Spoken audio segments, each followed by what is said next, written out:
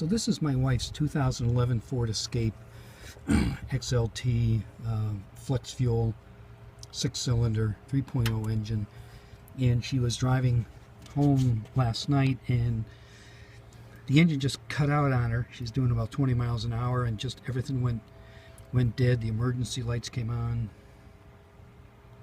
things of that nature. So I went on YouTube, and the throttle body, which is this device here, was identified as something that could fail, and apparently there's electronic components in here that control, and here's the old one, that control this device, which feeds fuel, which feeds air. It all comes in here.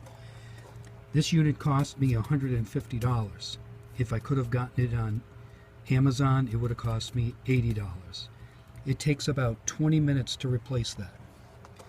All you have to do is take this off, take that off, the clamps. Underneath here there is a little valve that just slides off. And you kind of have to force this a little bit to pull it out. This will jiggle up. You're going to have to put it down. Then there's 4 bolts. 1, 2, and then 2 more underneath. They're 8mm. You pull those off. They give you a new gasket with the new throttle body. You have to take that off. It's flat. It's kind of like electrical tape, flat like that, and it slips in here, and this new unit pushes up against it because this has to be air sealed tight. So does this. This has to go all the way up to the front. This has to be returned all the way to the notch. I would remove the negative battery cable because somebody on YouTube told me to do that. And then this has to then relearn the throttle, the idle, and all that information. The YouTube video said that you have to do that by taking a wire from this cable. You disconnected the negative now, and the negative's out here, and you attach a wire from there to the positive terminal, and that just struck me as being not something that I wanted to do. So I read up on it, and there was a manual that indicated what you do is you start the car, let it run for a minute. And when I did this, it took a couple cranks to get the thing to start, so I think it was reading what it had to do in order to feed fuel into it. You let it run for a minute, you turn on the air conditioner, you let the air conditioner run for a minute. This is all while the car is parked and idling.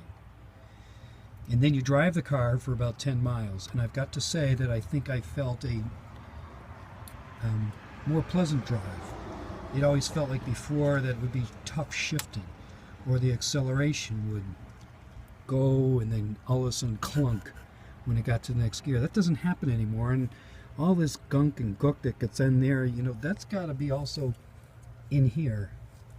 The book also said wait till the engine is completely cooled. I didn't wait. It's 40 degrees outside. I wanted the warmth of the engine to take care of my hands and so that my hands wouldn't freeze up.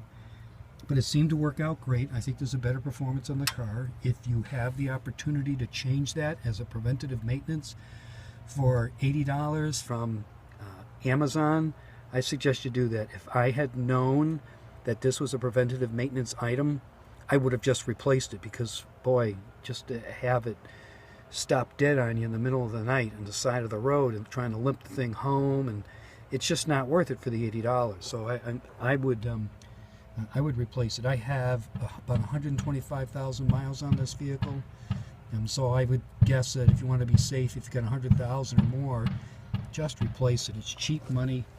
It's an easy fix. I may actually buy another replacement one in case this fails, just to have, because this part I had to hunt around for with a bunch of local auto parts. In fact, one auto parts store had to have one of their remote stores ship it to them, and that was 25 miles away. So it can be a real headache if that thing fails on you. There is an electrical clip here that is very similar to this one. It took me a minute to figure it out, but it just slides down.